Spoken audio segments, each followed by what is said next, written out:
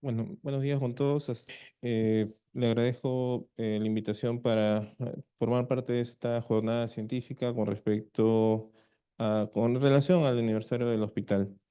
Entonces, como vuelvo a tocar el tema, a tomar en caso de sismos, soy el doctor Jere Chumbitas, responsable de la Unidad de Gestión de Riesgos de Desastres del Hospital Cayetano Heredia.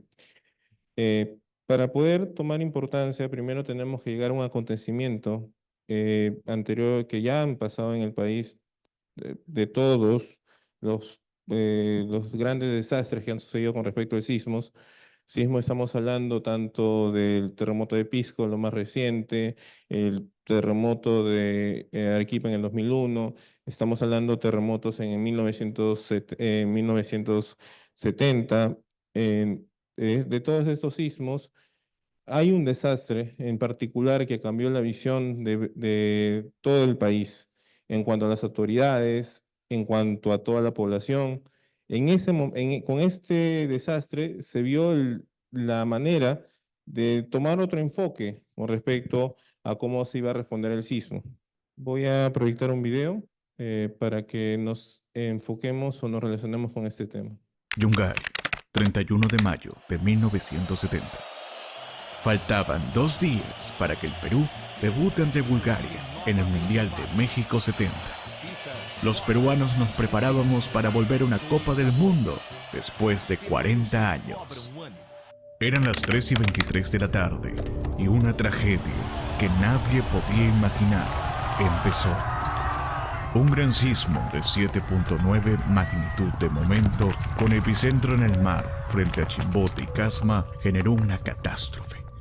50.000 muertos y miles de desaparecidos, así como incalculables pérdidas materiales. El fuerte movimiento sísmico ocasionó el desprendimiento de una cornisa de hielo del pico norte del Nevado Huascarán, generando una aluvión de nieve, lodo y piedras que arrasó la ciudad de Yungay y sus más de 20.000 habitantes. Todo a su paso fue arrasado: comunidades, casas, cultivos, vidas, sueños. Las localidades ancachinas de Yungay y parte de Ranrairca quedaron sepultadas. Solo sobrevivieron 92 personas que se encontraban en lo alto de una colina donde se ubicaba el cementerio de la ciudad. Yungay, una ciudad pintoresca y alegre, quedó invadida por una nube negra de polvo varios días. Las autoridades de la época estimaron que aquel desastre dejó como consecuencia aproximadamente 150.000 heridos, 186.000 damnificados y 60.000 viviendas destruidas.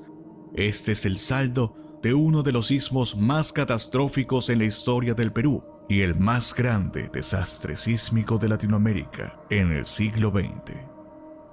La tragedia hizo replantear al gobierno de turno cómo gestionar la ocurrencia de desastres en nuestro territorio. La tragedia trajo consigo un cambio en nuestra visión del territorio y en la forma en la que nos protegemos. Trajo consigo la defensa civil, ya que a los 2 años siguientes se creó el Sistema Nacional de Defensa Civil en el Perú. Ahora, Sistema Nacional de Gestión del Riesgo de Desastres. Han pasado 50 años de esta gran catástrofe y Yungay continúa en nuestra memoria, y es aquí que un dicho popular llega a nuestra mente: quien olvida su historia está condenado a repetirla. 50 años después, todos los peruanos tenemos una obligación: la de estar preparados y ser resilientes ante la ocurrencia de desastres.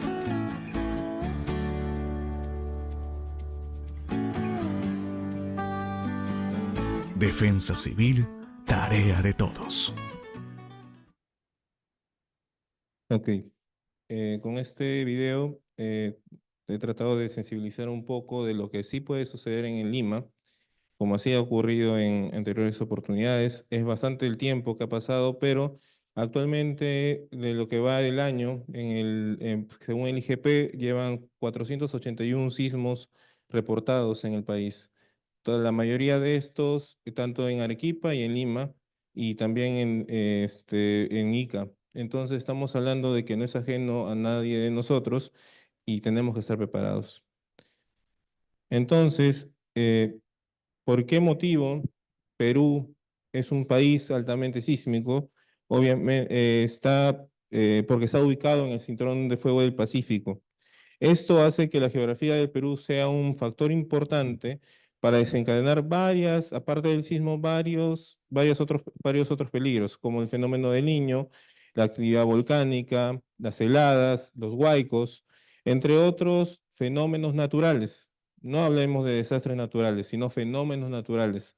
Los desastres los hacemos nosotros o lo hace la población, no lo hace el fenómeno que hay que entender por ahí. El sismo puede temblar toda una población, un pueblo, pero si este pueblo está preparado, va a disminuir el riesgo de víctimas y también de daños si están construidas estas viviendas de una manera adecuada. Entonces, esos fenómenos naturales, si nosotros aumentamos nuestra vulnerabilidad, producen los desastres más frecuentes en el país. Ahora nos vamos a enfocar netamente a los desastres y al peligro inminente con respecto a los sismos. El sismo, como un evento adverso, va a producir alteración de los bienes, de las personas, de los servicios, los medios, del medio ambiente y también el medio de vida de las personas al cual está expuesto el peligro. De lo que este evento adverso nos va a producir una emergencia o un desastre de acuerdo a la capacidad de respuesta ante este peligro. ¿Cómo va a responder esta población? ¿Cómo van a responder estas personas al momento de que hayan estos peligros? Estamos hablando de que si nuestra capacidad de respuesta es suficiente, estamos hablando de una emergencia. Pero ya cuando nuestra capacidad de respuesta no es suficiente, estamos hablando ya de un desastre. Estamos hablando no solo en los recursos, sino también la capacidad de cómo vamos a responder en el momento de que ocurre este peligro. El plan de emergencia siempre es importante tener en cuenta porque es un conjunto de actividades y procedimientos estratégicos netamente para controlar estas situaciones que pueden desencadenar ante un hecho imprevisto tanto al afectar a las instalaciones, a las personas y a todos los procesos de los cuales puede producir una alteración en la continuidad, por ejemplo, en el hospital, de continuar el proceso de atención de pacientes. El objetivo de estos planes de emergencias es controlar esa situación, juntamente como un evento adverso. ¿Cómo se traduce este plan de emergencia? Con un plan de respuesta hospitalaria.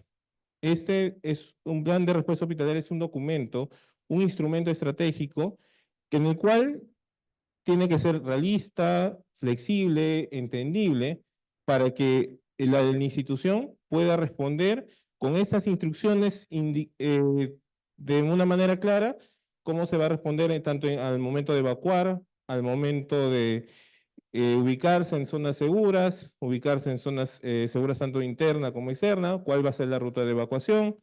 Todo esto va relacionado con ese plan de respuesta hospitalaria. Y este plan de respuesta hospitalaria tiene que ver con un plan interno de la institución ante esas emergencias y desastres. Ahora solo exclusivamente hablando de sismos. Este plan institucional va a responder tanto va a tener las acciones, cómo debemos mantenernos, cómo debemos actuar en ese momento, cuál va a ser la responsabilidad de cada uno de los miembros del hospital al momento de que ocurra ese sismo. Entonces ocurre una situación. Nos preocupa si realmente el hospital tendrá un plan de respuesta, el hospital, un plan ante los sismos. Pues sí, tiene un plan de respuesta, tenemos un plan de respuesta, sino lo que falta es poder involucrarnos más en ese plan de respuesta. El plan de respuesta frente a emergencias y desastres del Hospital Cayetano Heredia actualmente está actualizado, lo ha difundido mediante correos en la Unidad de Función de Gestión de Riesgos de Desastres.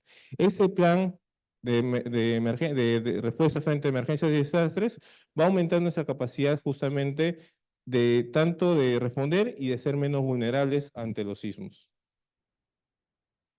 ¿Y cómo se establece estos planes de, qué estrategia nos da este plan de respuesta ante los sismos?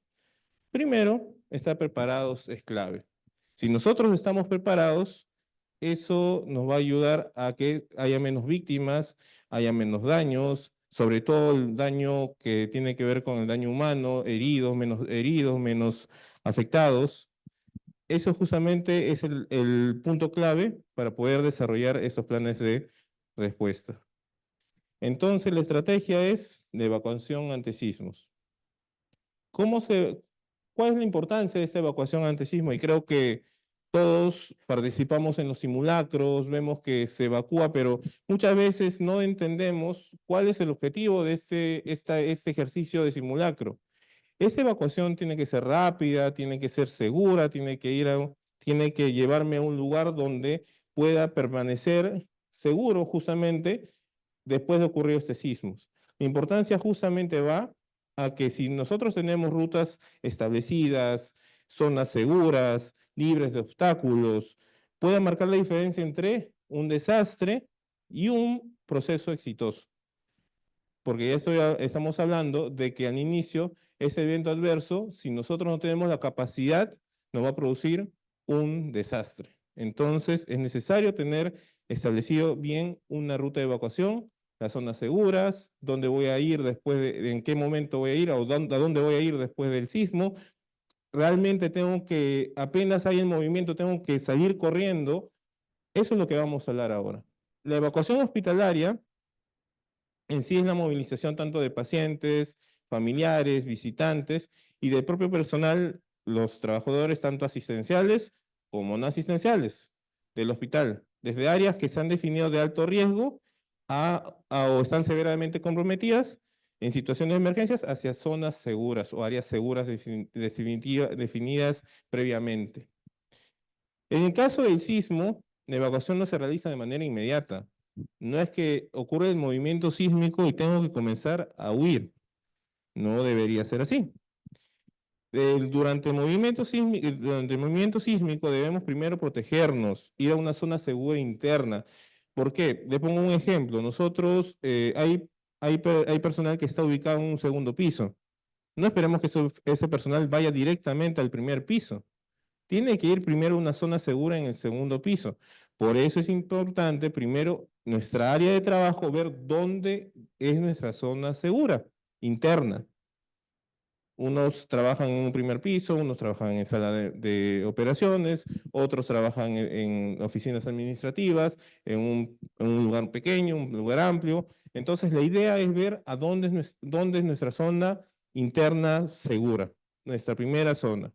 Después del movimiento, recién iniciamos la evacuación hacia la zona, con la ruta de evacuación hacia las zonas externas seguras. No es inmediata la evacuación. Esta ruta de evacuación es el camino que está diseñado específicamente para los, como repito, pacientes, trabajadores y público en general, para que evacúen las instalaciones en el menor tiempo posible. Por eso es importante primero tener bien establecido dónde es la ruta de evacuación, cuál es mi zona segura interna. Hasta acá vamos desarrollando esto. Va desde cualquier punto del centro de trabajo hacia una zona segura exterior, llamado punto de reunión. Como verán, ese punto de reunión, que yo voy a comentarlo, es netamente la zona segura externa. Estas zonas de evacuación o rutas de evacuaciones tienen características que hay que establecer y están normadas como señales de seguridad. Estas señales deben ser letreros claros, ¿no? Estas rutas de evacuación no tienen que tener por ningún lado obstáculos y estas rutas también tienen que ser muy bien señalizadas y, por ejemplo, tener en consideración que los elevadores no deben considerarse como rutas de evacuación. Muchas personas van a querer usar los elevadores en ese momento de desesperación, pero no es lo correcto. Los desniveles, escalones deben estar señalizados y las emergencias exteriores como ventanas y vidrios también deben representar un factor de riesgo. Hay que tener en cuenta eso. Así como muestra en la imagen, son las señales que debemos estar ubicando, tanto las zonas seguras, las salidas, la ruta de evacuación, la ruta de salida, entrada, salida, todo esto debería estar muy bien señalizado, pero esto es previamente antes del sismo. Las zonas seguras en caso de sismos, como ya mencioné, son espacios donde vamos a acudir después de un sismo o terremoto, donde son justamente lugares que no va a pasar nada, no nos va a proteger, más bien que no nos va a poner en peligro. Estas zonas seguras son la seguridad, las zonas internas y las zonas externas. Las zonas internas, como les mencioné, son las que están ubicadas en nuestras áreas de trabajo y son las rutas inmediatas como columnas, marcos de puertas, estructuras fuera de lo que son vidrios, puertas de vidrios. Netamente va relacionado con la infraestructura de cada una de las áreas. Y las zonas seguridad externas son los patios, el estacionamiento, los jardines. Esas son las zonas externas. Entonces, cada uno se debe preguntar, ¿tienen identificadas sus zonas seguras en caso de un sismo en el hospital? Esa es una pregunta que debemos hacernos en este momento. Y no esperar que ocurra el sismo para recién darme cuenta de que si tenía o no tenía zona segura. Entonces, les invito que después de esta charla vayan a cada una de sus áreas y vean dónde es su zona segura. Y si no tuvieran, poder comenzar a buscar esa zona segura. El punto de reunión es el punto final ya del proceso de evacuación, ya con la señalización, donde tanto en el círculo de seguridad como en los jardines, como en el estacionamiento, son zonas que ya después de la evacuación, donde voy a llegar y donde se van a realizar todas las intervenciones como mandar el mensaje de texto al 119, seguir las indicaciones de los días de evacuación, seguir las indicaciones de los brigadistas. En ese momento es donde nosotros, no es para reunirnos y comenzar a conversar en esos círculos. Es importante en los simulacros poder tomar la decisión en ese momento y probar esos mensajes de texto de 119 con el número para probar si nosotros estamos comunicando con los familiares, porque lo primero que vamos a necesitar en ese momento es estar seguro cada uno de que su familia esté bien. Si nosotros no aseguramos eso, no vamos a poder estar tranquilos y no vamos a poder ser de mucha ayuda acá en el hospital.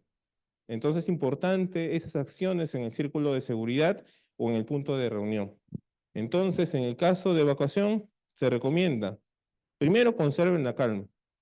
No hay que ser histéricos, no hay que comenzar a gritar, pero uno no sabe cómo va a responder a eso. Pero por eso son los ejercicios de simulacro. Tomar esos simulacros como si estuviera ocurriendo el peligro, como si estuviera ocurriendo el movimiento sísmico para poder ver si estamos conservando o no la calma. Obedezcan las indicaciones del personal del hospital. Es decir, si hay un personal, un brigadista en cada una de las áreas o en las áreas o un líder de evacuación, seguir las indicaciones de este líder de evacuación. Por eso es importante, si no hay un brigadista en cada una de las áreas, tener un brigadista, un líder en cada una de las áreas que no necesariamente sea brigadista, pero que tenga las actitudes o aptitudes de ser el más calmado, ser el más ordenado, más metódico. Entonces, esa persona va a ayudar a esa evacuación. No grite, no se empuje, no corra. Creo que eso siempre se repite en las recomendaciones que hacen en los simulacros. ¿Por qué motivo? Lentamente lo que se ha demostrado que más hay lesionados por lo que corren, por lo que se empujan, más que el movimiento en sí. Obedezcan las órdenes de evacuación. ¿Por dónde tienen que evacuar? No, que por acá, a mí me han dicho no, por acá. Entonces, la idea es seguir esas indicaciones de manera ordenada. Necesariamente transitar a su derecha para poder seguir una sola línea de evacuación. Camine rápido, sin correr, y no se detenga y no vuelva al área de evacuación, de donde uno está evacuando. Ay, me olvidé mi mochila. No, que me olvidé. Ya no me importa en ese momento. Evacúen y no regresen. Esto es la cara del jefe de gestión de riesgos cuando nadie está preparado en caso de los simulacros o están conversando en el momento de que están en los círculos de seguridad. Y también que no tienen sus mochilas de emergencia. Es necesario tener esas mochilas de emergencia, los planes familiares, porque cada uno de nosotros es un mundo. Cada uno de nosotros es una persona, y es individual, entonces cada uno tiene necesidades, tiene algún familiar que está discapacitado, algún familiar que necesita algún tipo de atención. Entonces, hacer esos planes internos familiares es muy necesario. Uno, para si en un caso del sismo les toca estar acá en el hospital, poder estar con la seguridad de que mi familia está protegida y mi familia está tranquila. Y de igual manera, si yo estoy en mi casa, poder tener esa mochila de emergencias y asegurarme que, oye, si ocurre esto, en el caso de un simulacro voy a probar esa mochila de emergencia, si realmente me está sirviendo o no, y si mi plan familiar está siendo el correcto o no. Es como que cada simulacro te da la oportunidad de salvar tu vida. Pero, ¿y los pacientes?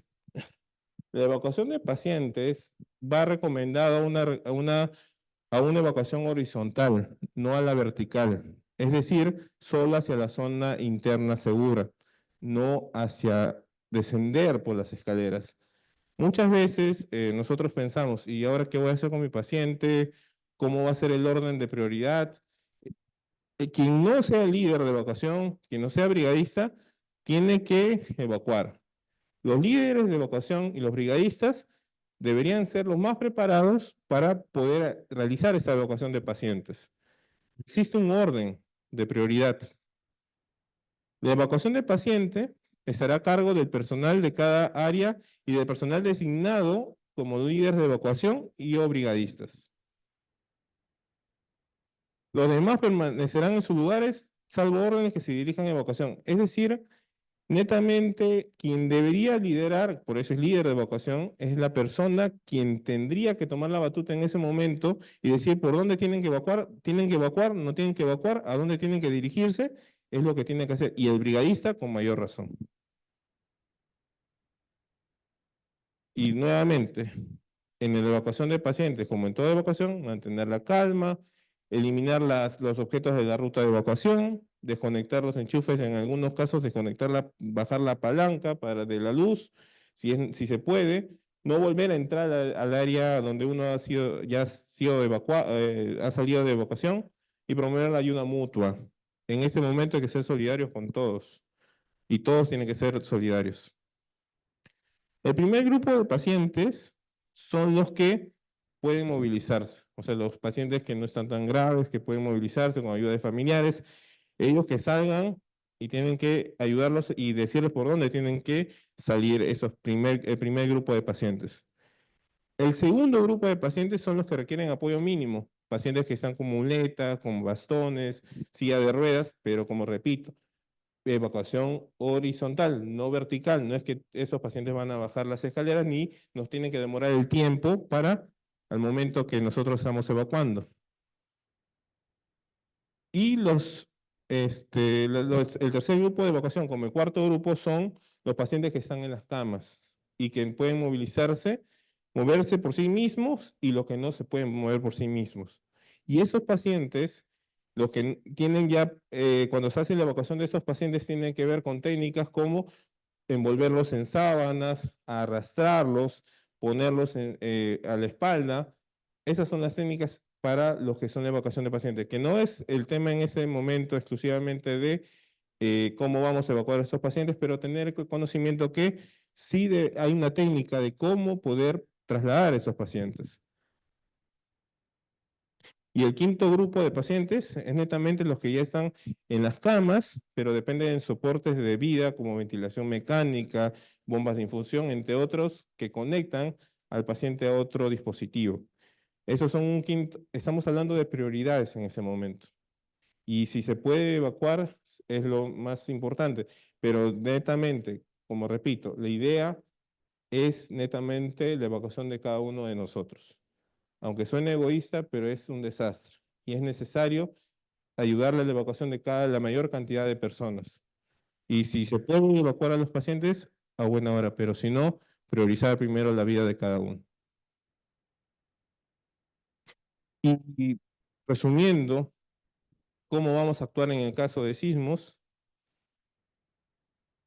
Antes del sismo, Ubicar las zonas seguras, ubicar las zonas firmes para protegerse uno y ubicar las rutas de evacuación y áreas de refugio. Eso es lo primero. Primero conocer a dónde voy a evacuar, por dónde tengo que dirigirme antes de que ocurra el sismo. Durante el sismo, retirarse de los objetos que pueden caer, dirigirse a las zonas seguras internas hasta que pase el movimiento telúrico. En caso de no haber identificado las zonas seguras, aplique las técnicas de agacharse, cubrirse y sujetarse, nada más. En ese momento, si no se tiene la zona, si no, bueno, no me ha dado tiempo o justamente ahorita justo iba a ir a mi área a buscar y justo ya comienza el terremoto, sin el conocimiento, tratar de usar esa técnica de agacharse, cubrirse y sujetarse.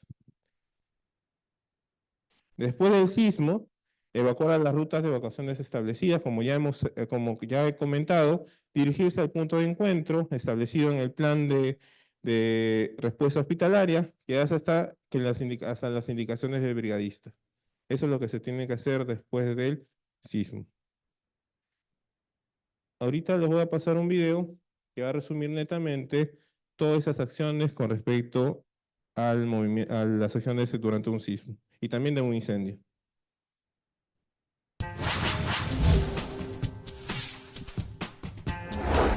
Medidas de prevención y seguridad en caso de sismos.